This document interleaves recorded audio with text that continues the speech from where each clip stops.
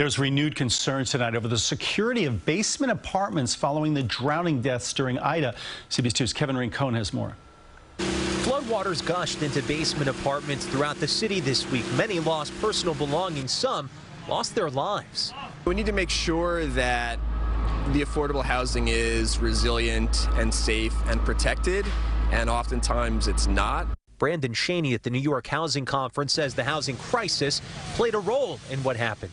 51% of very low-income renters are paying more than half their income on rent, which is a really big housing crisis, and people are forced to sometimes live in unsafe conditions. People look for places to live that they can afford, and unfortunately we're not really creating a lot of them here in New York. Moses Gates with the Regional Plan Association says they've tried for years to bring these illegal units up to code to help provide more affordable options. Nobody wants people to live in unsafe conditions. I think we all know we have a housing crisis, but it's an issue of prioritization. A majority of the storm-related deaths were here in Queens in basement units like these, and unfortunately, despite the tragedies, they're here to stay. I don't think it's realistic to say let's just have no one live in them, because I don't know where all those folks are going to end up who need a place to live. Basement apartments are not going away. They are here to stay. It is the city's responsibility to ensure that they are safe. Annetta Seachern says that requires time, money, and being made a priority. Many of the people who were impacted by this storm are exactly the same people who were the most impacted by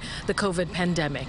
To try and help, New York Attorney General Tish James is calling on the city to provide special emergency housing vouchers to help those who live in illegal basement apartments, saying in the face of that risk, it is our duty to move these New Yorkers out of harm's way by offering them safer, regulated housing.